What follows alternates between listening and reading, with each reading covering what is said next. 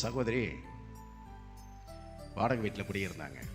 கொஞ்சம் அந்த மகள் கொஞ்சம் ஒரு இக்கட்டான ஒரு சூழ்நிலையில் இருந்த நேரம் அது. வாடகை வீட்டில் குடியிருந்தாங்க. ஏதோ ஒரு ஜெபம் ஆரம்பித்து கொண்டிருக்கிறது. எப்படின்னு எனக்கு சொல்ல தெரியல. அவங்க உள்ளே வர்றாங்க. அது காலையிலையா இல்லை என்ன ஜெபம்னு எனக்கு தெரியல. நான் ஜெபிக்கும் போது என்ன பண்ணுறேன் அப்படின்னா, அந்த ஜெபத்தில் வீடு இல்லாதவர்களுக்கு, இப்போ நீங்கள் கேட்டீங்கன்னா வீடு இல்லையா தேவன் உனக்கு வீட்டை கொடுப்பார் அப்படின்னு சொல்லி ஜெபம் உள்ள நுழைகிறாங்க. இந்த வார்த்தை நான் நுழையும் போது எனக்கு தான் கொடுத்தது.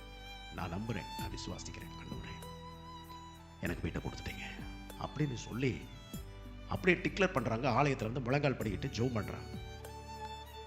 ஜெபம் பண்ணி இந்த சாட்சியை என்கிட்ட சொல்கிறாங்க. நீங்கள் கரெக்டாக ஆண்டவர் பர்டிகுலராக என்கிட்ட பேசுகிற மாதிரி இருந்துச்சு, நான் உள்ளே வர்றேன் அந்த நேரத்துக்கு அப்படின்னு நான் விசுவாசிக்கிறேன். இது எனக்காக கொடுக்கப்பட்ட வார்த்தை அப்படின்னு.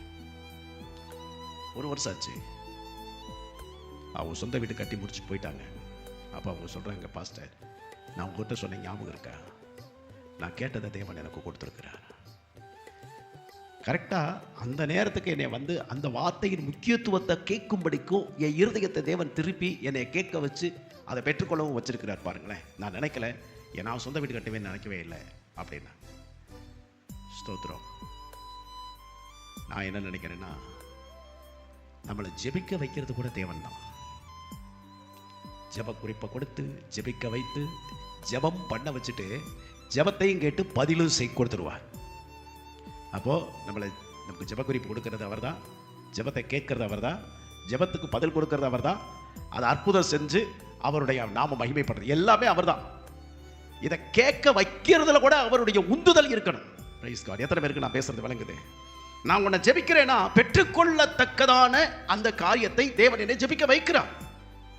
நான் ஜெபிச்சுட்டேங்கிறதுக்காக நான் இன்னைக்கு எனக்கு வேணுங்கிறது இல்லை. தேவ சித்தத்தின்படி போகும்போது வேதனை இருக்காது, கண்ணீர் இருக்காது, கஷ்டம் இருக்காது, துன்பம் இருக்காது.